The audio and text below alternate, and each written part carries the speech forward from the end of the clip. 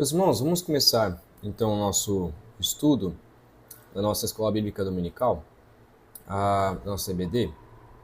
A gente tem estudado então o livro chamado Plano Mestre de Evangelismo e na última aula nós fizemos uma introdução desse livro, onde falamos sobre o mestre e o plano.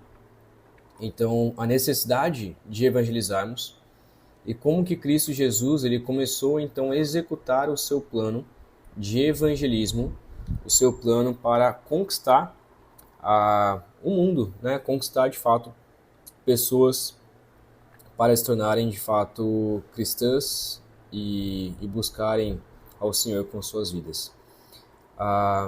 Vamos então começar o capítulo 1, nessa segunda aula, que fala sobre o recrutamento, a forma como Deus convidou, chamou pessoas. Para você, qual seria a forma mais rápida de evangelizar? Qual seria a forma mais rápida? Pensa aí um pouco. Agora, qual seria a forma mais eficaz de evangelizar? Há diferença nessas duas formas? Para algumas pessoas, talvez não. Para outras, sim. Quero citar um exemplo. Se você fizer um grande show de evangelismos e convidar várias bandas e vários pastores e não sei o que lá, e fazer todo um movimento, todo um evento, talvez seja a forma mais rápida de evangelizar. Muitas pessoas vão ouvir do Evangelho, muitas pessoas vão conhecer a igreja, vão conhecer a Cristo e vão escutar diversas pregações que vão falar sobre Cristo Jesus. Mas será que essa é a forma mais eficaz? Será que pessoas realmente são transformadas por esses eventos? Quantas pessoas permanecem na igreja e permanecem sendo fiéis a Cristo depois desses eventos? Qual seria então a forma mais eficaz como Cristo nos ensina a evangelizar? Qual o método de Jesus? E o método de Jesus, ele se baseava em pessoas. É interessante destacar que Jesus começou a reunir aqueles homens antes de organizar campanhas evangelísticas ou mesmo de pregar em público. As pessoas eram a base de seu método para ganhar o mundo para Deus. Jesus, quando convidou os seus discípulos, então, ele passou um tempo com eles antes de começar a pregar publicamente. O objetivo inicial do plano de Jesus era de arregimentar pessoas que fossem capazes de testemunhar a respeito de sua vida e manter sua obra em andamento depois que retornasse ao Pai. Então a intenção de Jesus era convidar pessoas, e não foram muitas, como nós veremos, e dessas pessoas capacitá-las para que elas pudessem testemunhar da sua vida, testemunhar da sua obra, do seu ministério, para outras pessoas que viriam logo a seguir, depois que Jesus retornasse então para o Pai. Nós vemos então lá em Marcos 1, 16 a 18, o chamado de André e de Simão, 19 até o 20, o chamado de Tiago e de João, lá em João 1, 43 a 51, o chamado de Natanael, e também lá em Marcos 2, 13 a 14, o chamado de Mateus.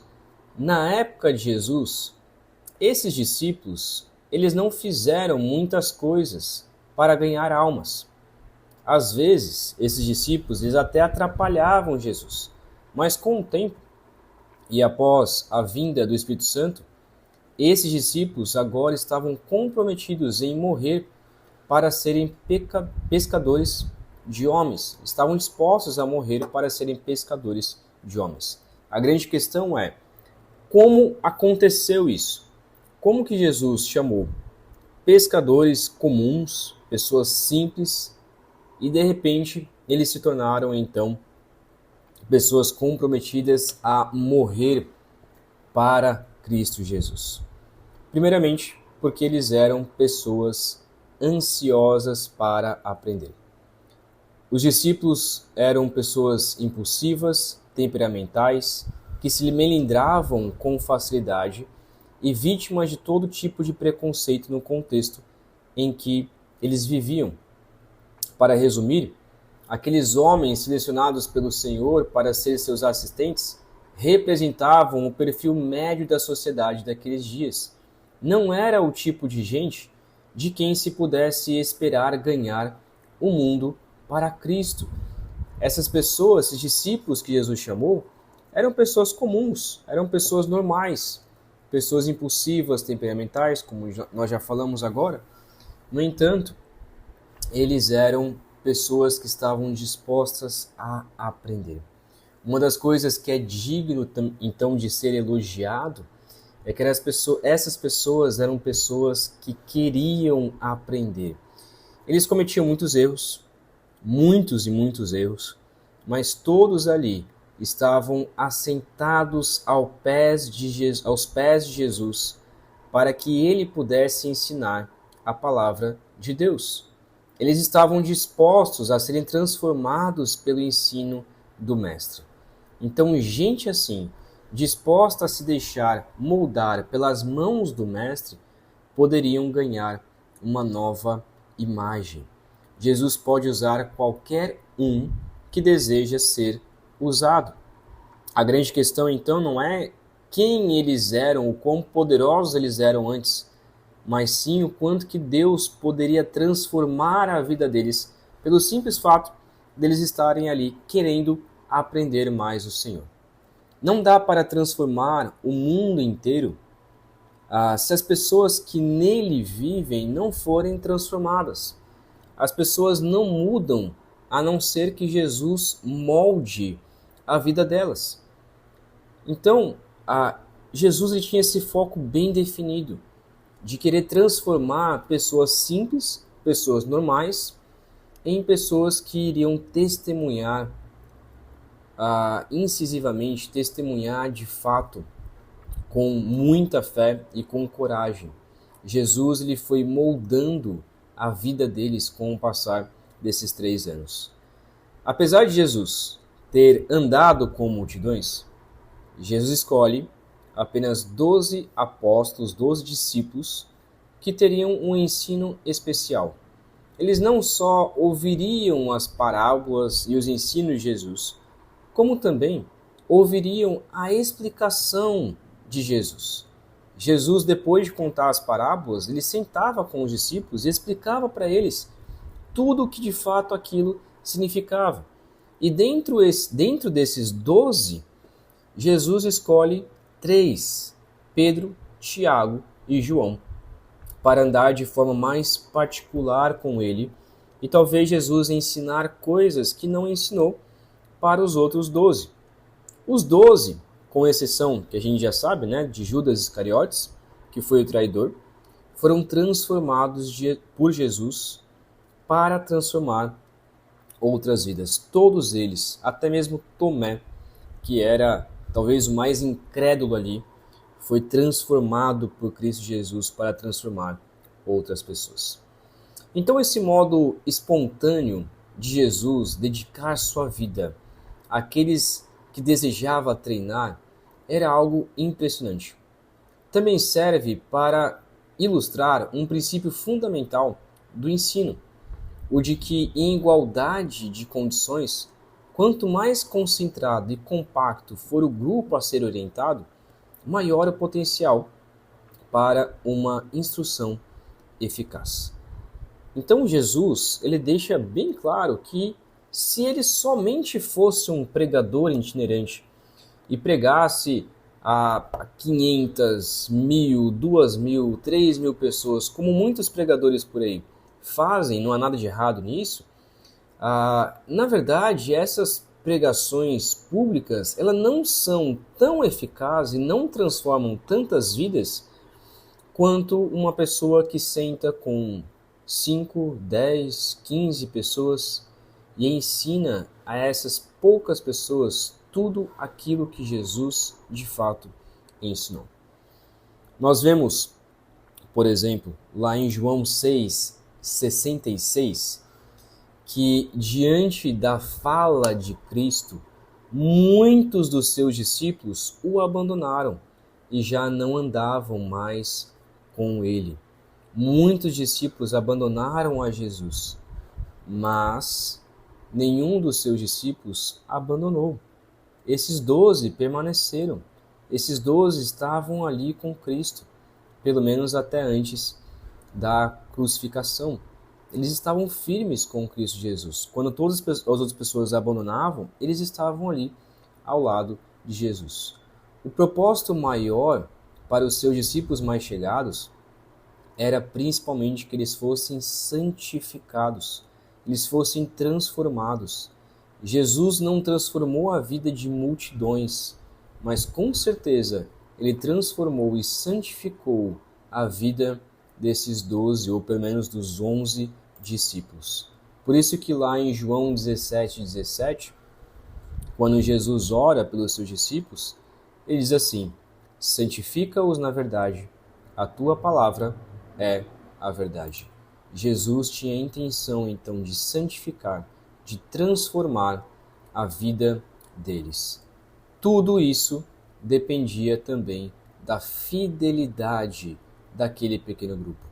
O mundo creria em Jesus por meio da mensagem dos discípulos. Olha o que diz lá em João 17:20. Não peço somente por estes, mas também por aqueles que vierem a crer em mim, por meio da palavra que eles falarem. Então, quando Jesus ora, lá em João 17, ele também está dizendo, olha, não estou orando somente por esses, mas eu estou orando por aqueles que vão crer em mim.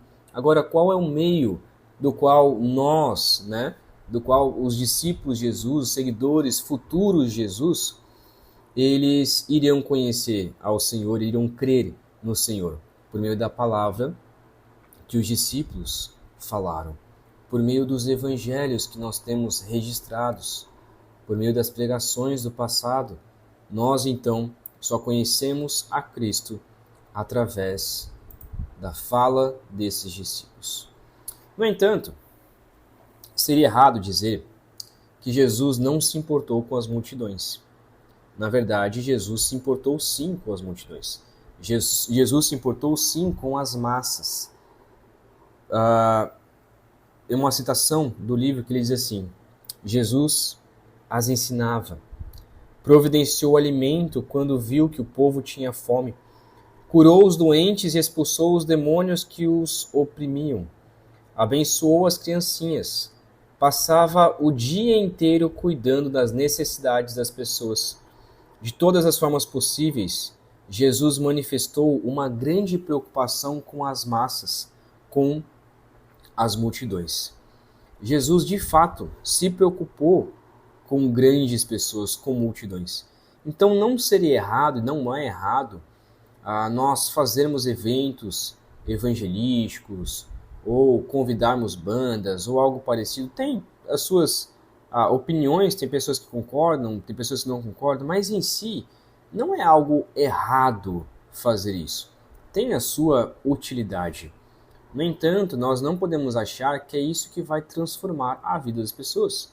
Jesus se importava com um grande número de pessoas. Jesus se importava se as pessoas estavam ouvindo do seu amor ou não. Mas ele sabia que nem todos os que estavam ali naquela multidão iriam de fato ser seus seguidores fiéis. Eram aquelas pessoas que Jesus veio salvar. Jesus amava todos ali, chorou com as pessoas e no fim também morreu para salvar todas as pessoas do seu pecado. É claro que nem todas foram salvas, mas Jesus se importou sim com elas, chorou por Jerusalém, clamou por Jerusalém, clamou por todos que estavam ali e andou com multidões, porque também era uma forma de pregar o evangelho de uma forma mais rápida, não mais eficaz, mas uma forma mais rápida. A realidade é que se Jesus quisesse se tornar famoso e levar milhares de pessoas a segui-lo, Jesus conseguiria facilmente. Na verdade, Jesus ele recebeu muitas propostas de se tornar famoso, de se tornar até mesmo rei. Olha o que diz lá em João 6,15. João 6,15. Jesus ficou sabendo que estavam para vir com a intenção de fazê-lo rei à força. Então ele se retirou outra vez, sozinho, para o monte. As pessoas queriam até mesmo tornar Jesus como um rei. E talvez essa seria uma maneira mais rápida de pregar o evangelho, afinal, ou de instituir o evangelho, né? Se Jesus se tornasse rei, ele poderia simplesmente colocar um decreto ali em Roma ou Jerusalém, dizendo, olha, a partir de agora, todos vocês vão ser cristãos. E pronto. Você teria milhares de pessoas ali se tornando cristãs. Mas será que essa seria a forma mais eficaz? O propósito de Jesus não era se tornar rei, pelo menos não naquele momento. Parece estranho Jesus não querer se tornar rei enquanto esteve aqui, mas a realidade é que seu objetivo era outro. Enquanto na terra, ele não queria ser exaltado, não queria ser adorado por grandes massas. Seu objetivo foi treinar um pequeno grupo de homens para que futuramente eles espalhassem corretamente a mensagem. Uma pessoa só, mesmo sendo Deus, alcança apenas um número limitado de pessoas. Mas quando essa liderança se multiplica, o evangelho ele é facilmente espalhado. Mas para isso, essa liderança ela precisa ser muito bem treinada, e foi o que Jesus fez. Jesus treinou os seus discípulos de forma particular durante esses 3 anos. Como nós podemos aplicar esse princípio nos nossos dias de hoje? Infelizmente, hoje, esse princípio de Jesus não é muito bem compreendido. As campanhas evangelísticas, as buscas de avivamento, loteamento de estágios para shows gospels, são feitos visando alcançar multidões. Mas normalmente, pessoas que são alcançadas nesses movimentos não permanecem firmes no Evangelho. Lá em Efésios 4, 1 a 12, diz assim: E ele mesmo concedeu uns para apóstolos, outros para profetas, outros para evangelistas e outros para pastores e mestres, com vistas ao aperfeiçoamento dos santos, para desempenho do seu serviço, para a edificação do corpo de Cristo. O foco evangelístico de Jesus estava em treinar líderes para alcançar multidões. Sem líderes, as multidões não seriam alcançadas. E é por isso que Paulo, compreendendo isso, escreve aos Efésios, lá em Efésios 4, 11 e 12, que é o que a gente acabou de ler, que Deus concedeu algumas pessoas para serem apóstolos, profetas, evangelistas e outros pastores, mestres. Com qual intenção? Porque Deus escolheu esses líderes e deu esses líderes... Com qual intenção? Porque Deus escolheu esses líderes e colocou esses líderes na igreja. Versículo 12 responde: com vistas ao aperfeiçoamento dos santos, para o desempenho do seu serviço, para a edificação do corpo de Cristo. Então Deus escolheu líderes, preparou líderes, assim como Cristo que escolheu líderes, preparou esses líderes para o aperfeiçoamento dos santos, para que o corpo, a igreja, fosse edificada. O foco do pastor, o foco do missionário, o foco do evangelista é aperfeiçoar os santos para o desempenho no serviço para a edificação do corpo de Cristo. Como que nós podemos, então, concluir diante de tudo isso? Há duas citações no livro que eu achei bem interessante. Ele diz o seguinte: será um trabalho lento, será um trabalho chato e doloroso. É provável que, a princípio, ninguém sequer note o nosso esforço. Contudo, o resultado final será glorioso, mesmo que não vivamos o suficiente para testemunhá-lo. Então, pegar poucas pessoas, sentar com elas, evangelizar, discipular, ensinar tudo aquilo que Cristo ensinou é um trabalho lento, é um trabalho chato, é um trabalho doloroso. Ninguém muitas vezes vai notar. Talvez a igreja não cresça tão expansivamente quanto a gente imagina e deseja, mas ainda assim o resultado final será glorioso. Se as pessoas de fato forem transformadas por completo por Cristo Jesus, elas vão alcançar também outras, que irão alcançar outras, e assim a multiplicação vai acontecer de forma natural. Outra citação final em que ele diz: onde queremos fazer a diferença? No reconhecimento momentâneo proporcionado pelo aplauso das multidões ou na reprodução da vida de Cristo a partir da obra de alguns poucos escolhidos que cumprirão sua tarefa depois de nós? Então, onde você quer fazer a diferença? Talvez muitos pastores querem fazer a diferença pelo aplauso de multidões, serem pregadores de multidões, serem pregadores de milhares e milhares de pessoas e receber o aplauso de milhares de pessoas. Mas isso talvez não faça tanta diferença do que você escolher alguns, sentar com essas pessoas, pregar o evangelho para elas, discipular e assim eles cumprirem a tarefa depois de nós. Grandes líderes, eles sempre têm alguém por trás. Grandes líderes sempre têm um líder maior por trás, que ensinou, que discipulou, seja coisas boas ou seja coisas ruins, mas que ensinou a como ser um grande líder. Talvez a pessoa que o ensinou não foi um grande líder, mas com certeza o seu ensino resultou neste outro grande líder, o seu discípulo, a de fato se tornar uma pessoa que alcança ainda mais outras. Então, pense nisso. Como que nós, como igreja, como que você, como discípulo de Cristo Jesus, como que você tem investido a sua vida, o seu ministério para alcançar pessoas? Como que você tem pregado o evangelho, discipulado de forma eficaz? Não de forma rápida, mas de forma eficaz. Aprenda, então, com Cristo Jesus. Vamos orar?